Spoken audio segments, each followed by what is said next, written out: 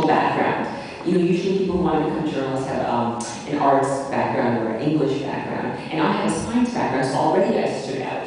And so I remember going in for the interview.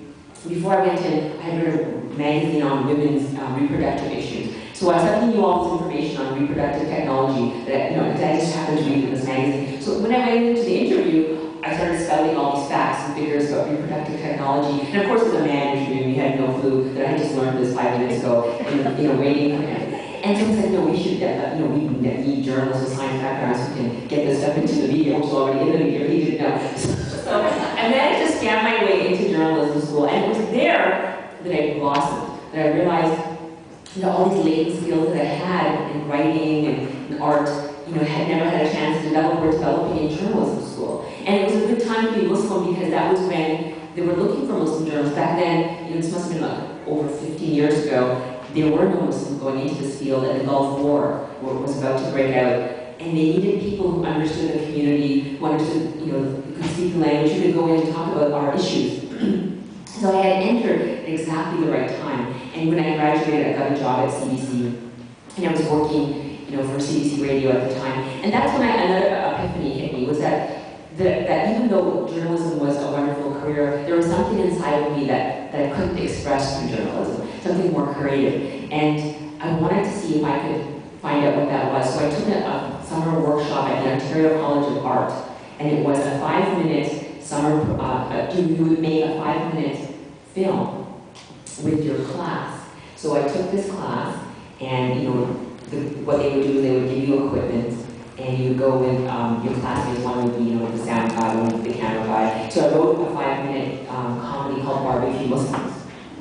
And what inspired this film was the Oklahoma bombing that happened. And there were all these little pictures of Muslims in the Toronto Stars, all the suspects. And the very next day, they arrested Timothy McVeigh. And I thought to myself, how is that possible that they're arresting all these Muslims, and yet the next day it turns out to be this white guy, you know, in the Midwest? And so I made a comedy about these Muslims, 2 Muslims who are barbecuing. Their barbecue gets blown up, and they're immediately accused of being Middle Eastern terrorists. And so I made this film. And I didn't realize at the time that nobody was making comedies about Muslims and Islam and terrorism. And it got into the Toronto International Film Festival. And they called me up and said, you know, because you have to understand, no experience in filming, this was a very technically poor film. And the guy admitted to me later and said, look, there were a lot of people whose films were perfect, who probably were sitting there at the film festival going, my film was rejected from this. But they said that nobody was making films that were speaking to this experience, that was unique and different. And that's the key that I wanted to get across to young women today. If you can do things that are unique and different, and that, you know, thinking outside of the box that no one's done before, then there's an audience, and there's a need for that. And I came into that trajectory at the right time. So then I realized that, you know, I had a knack for comedy and for making people laugh. So I made another film called Death Threat.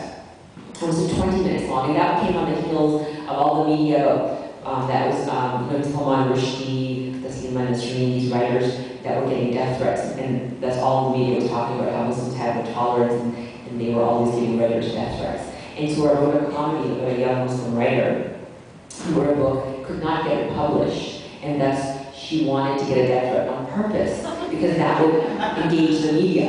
And it's her adventures within the Muslim community to enrage someone to such an extent that they would write her an official death threat scam, and she could show it to the media. See, and then she'd get all their attention. This was another comedy that made it to the Toronto International Film Festival. And from there I realized that I had the skill to be able to take these very serious topics of terrorism and fatwas and death threats and turn them around on their nose and make fun of the media stereotypes. And that they were getting attention because nobody else had done this.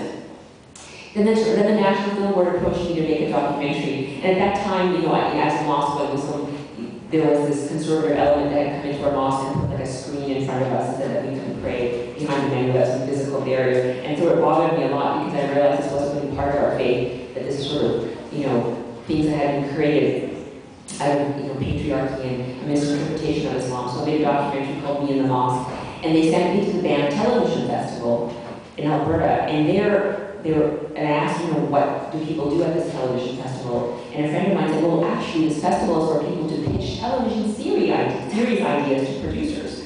And since you know, the NFB is paying your way to go, why don't you pitch a TV series? And I thought, okay. I remember my husband's, in these words, said to me, well, what do you know about writing a television series. But I sat down and said, well, what do I know? I know that I'm Muslim. I grew up in a mosque community. I know these people. I know this world. I belong to this world. And so, in my mind, I was thinking, what would it be like if the imam wasn't these regular imams that we usually get, from overseas? Some of them are very conservative. Some of them are very good. But what if the imam was like you and me, sort of grown up in Canada? He understood the young people, and he wanted to make a mosque that was more relevant to young people. So I created this imam character who would come to, because at this point I had moved to Saskatchewan, who was out of Toronto, comes to Saskatchewan. And then I create archetypes of the young Muslim woman in hijab with a doctor, the young Muslim teenager that you tell who doesn't want to wear hijab, the conservative Muslim man, who's her father. So I created all these archetypes and sort of started pitching this show. And it was amazing to me because back then I didn't realize that, that Muslims in Islam were in the zeitgeist. People were interested in the subject, but nobody sort of had captured the authentic community experience.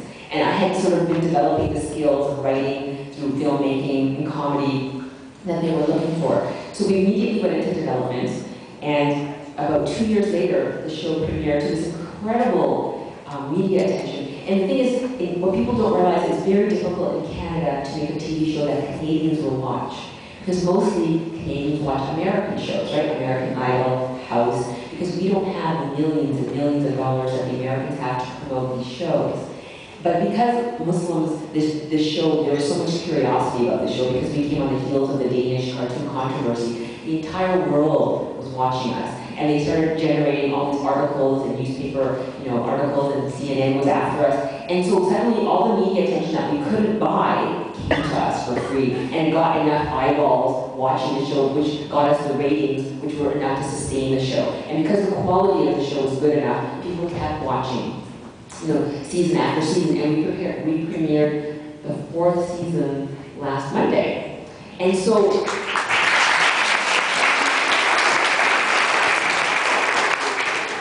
we were very fortunate in the sense that we made a show about a minority community. I despise minority communities living in the middle of nowhere with a broken down mosque that ended up being a ratings hit that nobody could have predicted in a million years, including myself or the CBC. So it was this incredible story, and I think that's what I'd like to tell people. Even though, as Muslim, the image of Islam and the image of Muslims is very denigrated in the media, there's the silver lining under the cloud in the sense that this show could never have made it on television if it hadn't existed. That negative stereotype of Islam hadn't existed, because what it ended up doing was it created this incredible curiosity and this need to know who we are, and who is this community. That if that hadn't existed, nobody would have watched this show. And so it all kind of came together for the greater good, and it ended up creating a show that was a success story. So that's the story of how the show came to be, because I know a lot of people wanted to ask me that, so I thought it would be good to just make the speech about how the show came to be.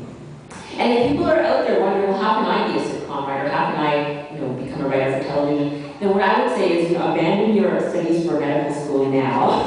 That's 4 years of my life that I didn't really need to be studying science.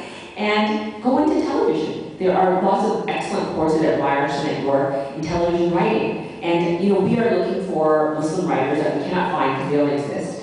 One great trajectory, we did hire finally one Muslim woman who's a writer because she's a stand-up comedian, right? They look for women or men, but I look for more women because that's where a lot of the experience comes from, female point of view. Muslim women who can go into stand-up comedy, because those women make great writers, because you need to be a funny writer first. These are careers that are very non-traditional, but what people don't know in our community can end up paying much more than being a doctor.